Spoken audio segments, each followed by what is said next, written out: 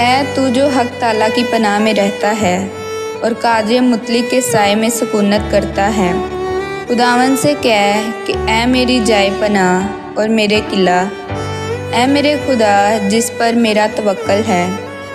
क्योंकि वो तुझे सयाद के जाल से और मोहलक वबा से रिहाई देगा।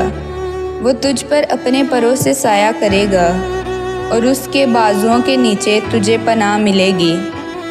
उसकी सच्चाई तेरे लिए सपर और ढाल है। न रात की हैबत से तुझे डरना पड़ेगा और ना ही दिन को उड़ने वाले तीर ही से, ना उस वबा ही से जो तारीकी में चलती है और ना उस हलाकत ही से जो नीम रोज़ के वक्त बैरान करती है। तेरे आसपास 1000 भी गिर जाएं और 10,000 तेरे दाहिने हाथ की तरफ, मगर तेरे नज़दीक वो ना आएगी।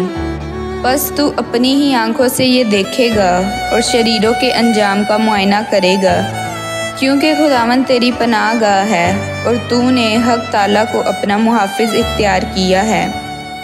कोई आफत तुझ पर ना आएगी और ना कोई बला ही तेरे खैमा के नज़दीक पहुँचेगी, क्योंकि उसने अपने फरिश्तों को तेरी बाबत हुक्म दिया है कि तेरी सब राहों में तेरी हिफाजत करें। वो तुझे अपने हाथों पर उठा लेंगे, ऐसा ना हो कि तेरे पाँव को किसी पत्थर से चोट लग जाए। तू शेर बब्बर और अफ़ी को लताड़ेगा, जवान शेर और असदहा को पमाल करेगा। चूँकि उसने मुझसे तल्लुक़ रखा है, मैं उसे निजात दूँगा। मैं उसकी हिफाजत करूँगा, इसलिए कि उसने मेरा नाम पहचाना है। वो मुझे पुकारेगा तो मैं उसकी सुनूँगा।